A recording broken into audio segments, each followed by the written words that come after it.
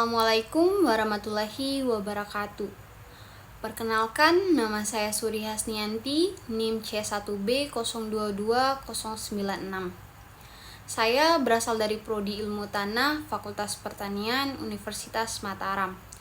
Di sini saya akan mempresentasikan terkait peran batuan terhadap peningkatan pada tanah entisol dan vertisol di Lombok. Jadi sebelum memasuki tahap apa itu peran batuan untuk tanah entisol dan vertisol, saya akan membahas lebih jelas lagi apa itu entisol dan vertisol itu sendiri. Jadi entisol termaksud kategori tanah yang masih muda, dikarenakan baru dalam tahap pemulaan perkembangan tanah. Kata entisol sendiri berasal dari kata en yang berarti riset atau baru. Tanah entisol memiliki karakteristik utama yaitu bahan mineral tanah masih belum terbentuk menjadi horizon pandemik yang berwujud. Entisol terbentuk di bagian lapisan atmosfer dengan bahan utama dari hasil pengendapan material baru atau di daerah dengan laju erosi atau pengendapan yang lebih cepat dibandingkan laju pertumbuhan tanah. Seperti dataran tinggi, lereng, curam, dan dunes. Tanah di daerah ini menunjukkan sedikit adanya perkembangan horizon dan lebih mirip dengan material dalam timbunan pasir yang masih baru. Sedangkan karakteristik umum tanah entisol yaitu tanahnya yang masih baru dalam tahap perkembangan, belum ada tanda-tanda perkembangan pada horizon tanah, termaksud dalam tanah yang berada di bagian atas batuan induk. Dan tanahnya berkembang dari material baru. Tanah entisol terbagi menjadi beberapa kelompok, yaitu regosol, litosol, dan aluvial. Bentuk tanah ini dapat ditemukan di berbagai kondisi lingkungan. Karena entisol sendiri persebarannya sekitar 16% di permukaan lahan di bumi, tidak termasuk di lahan es. Entisol memiliki kadar lempung serta bahan organik yang rendah, sehingga daya tahan airnya rendah dengan struktur berbutir dan sarang. Hal inilah yang menyebabkan entisol mudah melewatkan air serta menyebabkan air mudah hingga karena terjadinya perkolasi. Selanjutnya saya akan membahas apa itu vertisol. Vertisol adalah ordo tanah yang horizon atas masuk ke dalam horizon bawah sehingga horizon atas didominasi oleh horizon bawah. Ordo tanah vertisol yang dicirikan dengan kandungan liat tipe 2/1 lebih dari 30% dan terdapat retakan-retakan gilgai atau bidang klirir. Vertisol lebih banyak ditemukan di daerah sawah. Pengaruh pengolahan lahan dan penggantian tanaman berbudidaya membuat rekahan-rekahan yang memicu perpindahan tanah atas ke tanah bawah. Faktor pembentukan vertisol sendiri terjadi karena adanya perbedaan faktor. Ada 5 faktor umum yang mempengaruhi perkembangannya, yaitu iklim, vegetasi, relief, bahan induk, dan waktu.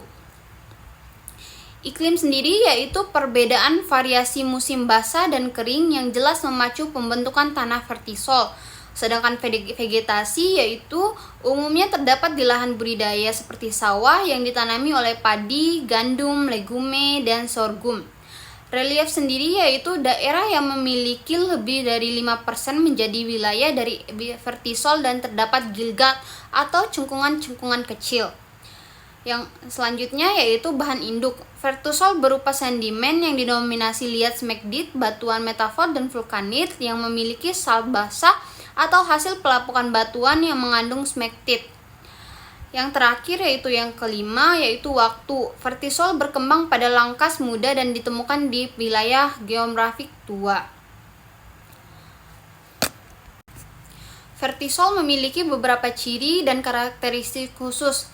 Ciri dan karakter khusus ini dapat menjadi pembeda vertisol dengan ordo tanah lainnya.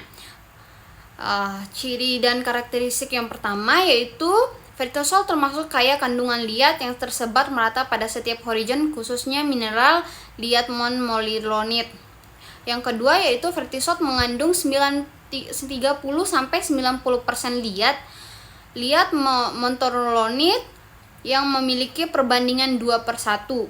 Yang ketiga yaitu nilai KTK, kapasitas tukar ion. dan KB atau kejenuhan basah yang tergolong tinggi, dan yang terakhir yaitu tanah dengan tekstur liat tinggi dengan cenderung berwarna gelap. Selanjutnya saya akan membahas pembahasan awal kita, yaitu peran batuan terhadap peningkatan pada tanah entisol dan vertisol di Lombok. Jadi seperti yang kita ketahui bahwa batuan memiliki peran yang penting dalam meningkatkan kualitas dari tanah entisol dan vertisol. Batuan juga berkontribusi untuk peningkatan hara melalui beberapa cara, yaitu salah satunya penambahan nutrien.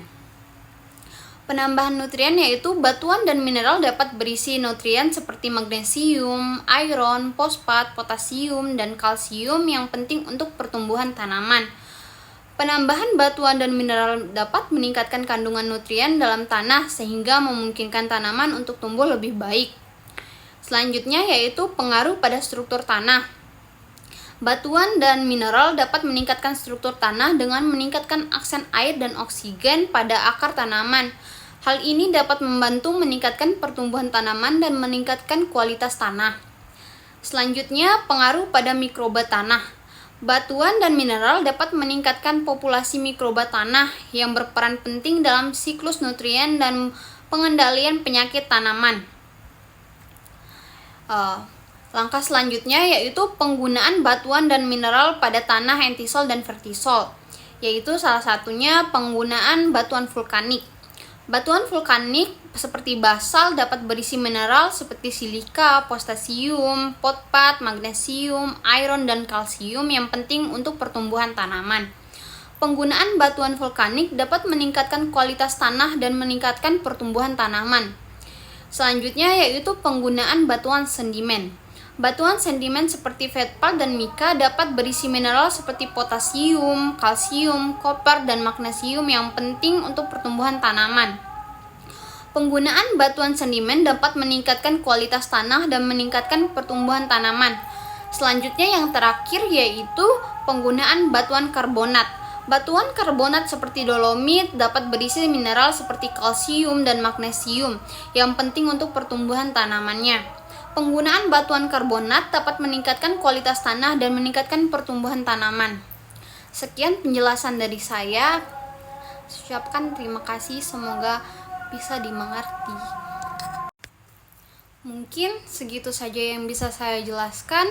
Lebih dan kurangnya saya mohon maaf. Selanjutnya saya akan menampilkan beberapa cuplikan video yang saya ambil dari saat saya melakukan praktikum lapangan yang berlokasikan di Kabupaten Lombok Utara atau KLU.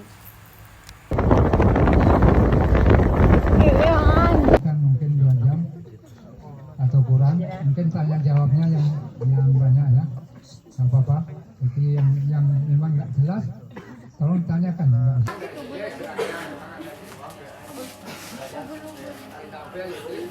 Semangat. Iya, namanya ubun-ubun. Iya, pelosor. TM kan. Tidak mungkin lomba bidang uang. Disuruh dulu nanti 5 kasih. Yang produk akhirnya nanti berupa pupuk cair ya. Nah, kemudian nanti akan dibawa masuk ke dalam gudang sebelah sana. Di sana merupakan tempat proses bagaimana.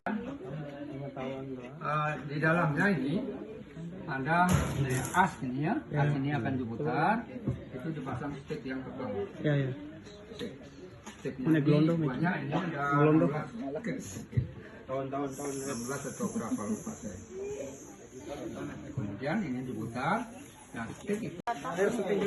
Ya, ini adalah gudang yang terbengkalai teman-teman. Dari tahun 2017. Oke teman-teman, hari ini gudang ini terbengkalai dari tahun 2017 karena pegawai-gawainya sudah takut sama lalapo alias silpa renteng.